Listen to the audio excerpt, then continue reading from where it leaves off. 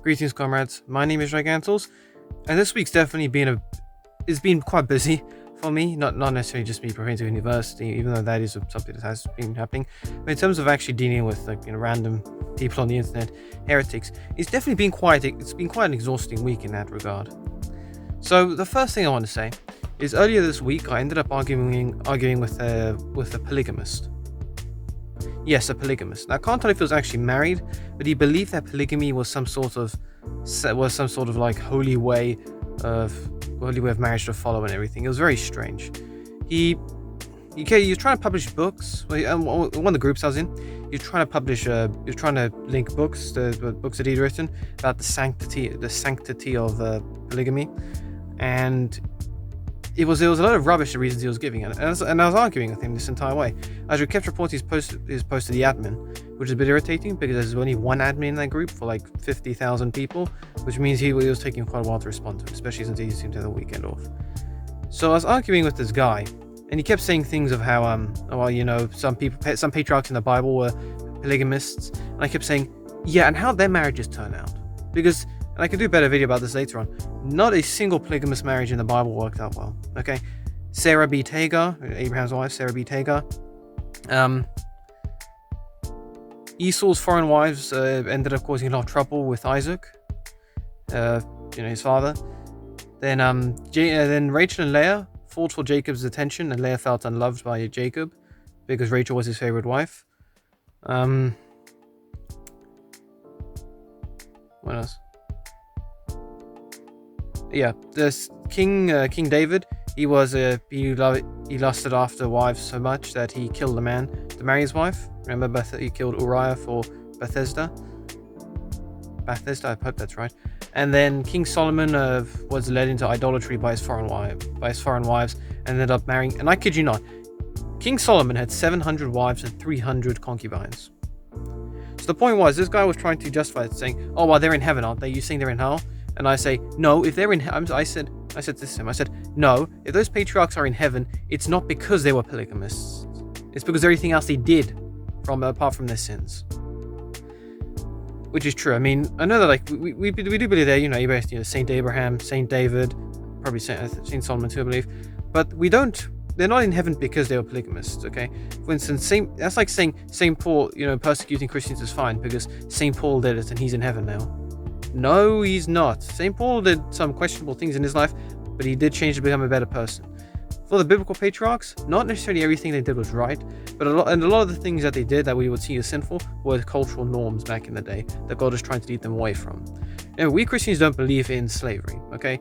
And the concept of being a servant in the ancient Judaism, which was quite radical in that day, because their version of slaves would be our version of servants, and that was quite something.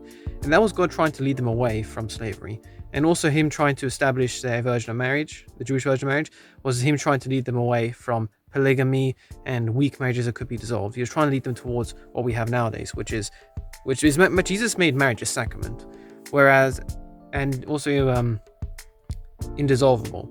Whereas the Jewish marriages, I believe Christ said that, I think it was Christ who said this. He said that you could get divorced in the Old Testament, or in the Old Covenant, because God took into account the hardness of the Jewish people's hearts.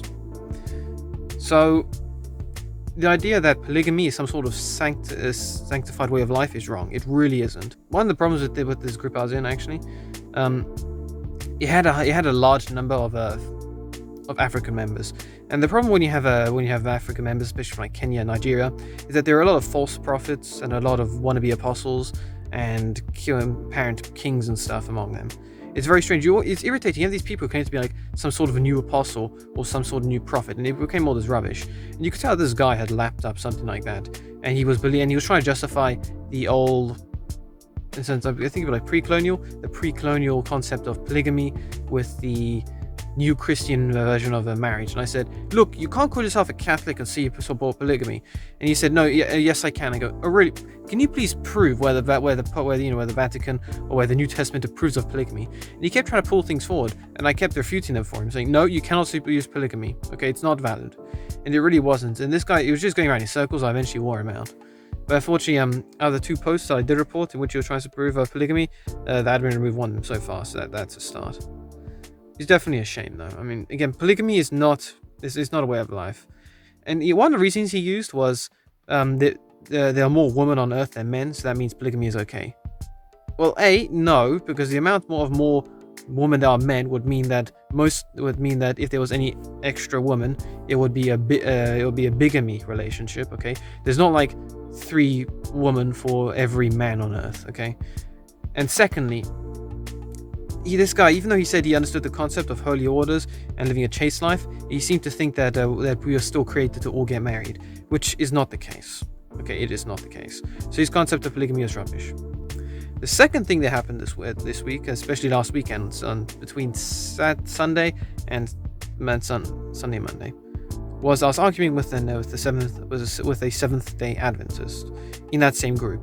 He was this guy who called himself Prince, and he kept putting forward these really bad, like, you know, if you look up like Bible memes, or you go in like this Bible group, you'll see these apparent like rapture fanatics who are putting up really cringy memes about how the Pope is the Antichrist or the mark of the beast or whatever, and talks about how, you know, he's trying to build like a world government, and it shows him just shaking hands with, you know, presidents and prime ministers and imams and stuff. Well, he was putting up those memes, and I was getting irritated with this guy, so I kept refuting him in the comments and reporting him. And then he started he started getting quite frequent with his posts, and so then I started getting quite frequent in my refutations too. And within the space of a few hours, I effectively was going in like an all-out war against this Adventist. So every time he put up an image, I would go strongly refute it, put links to all my sources so that people wouldn't fall for it, and then I would go and find, I go into like Catholic Answers, you know, Catholic.com. I go onto their site, and I'd start putting up links to articles talking about why the Seventh-day Adventists are wrong, why we do believe this, why we believe that, to directly counter him. And then I started finding posts. I found this meme page which made a fun of some of the Seventh-day Adventist beliefs, and I started putting that up too to make people laugh at Seventh-day Adventism and not take any of his posts seriously. And then I started finding a page that talks about Ellen White, you know, Ellen Gold White, the prophet, in a sense, the prophet of Seventh-day Adventism. Questionable quotes she did. Now, this Seventh-day Adventist was he was an African, okay.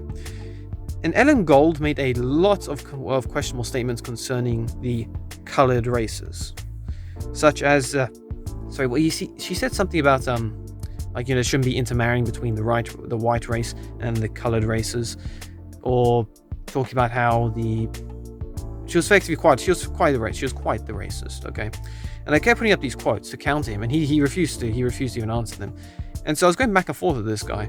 I mean, I had several tabs open at the same time in addition to the work I was already doing, so I didn't get much work done this weekend, unfortunately.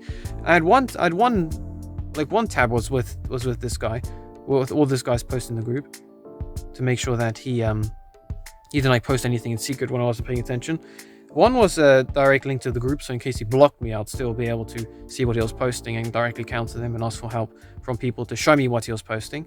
In one post, I had the Ellen White quotes. In one post, I had the Seventh-day Adventist memes. And in one, the anti-Seventh-day Adventist memes. And then in another tab, I had was the Ellen Gold White? So I had the Catholic.com site in order to directly refute this guy's theology. So every time he tried to post something, I would then counter him immediately, and then put up posts countering what he was saying, and posts supporting the Catholic position and everything. And it was like this for almost 24 hours I directly messaged the admin of the group to remove this guy because of the heresy he was posting, and he did, and he removed a bunch of his posts.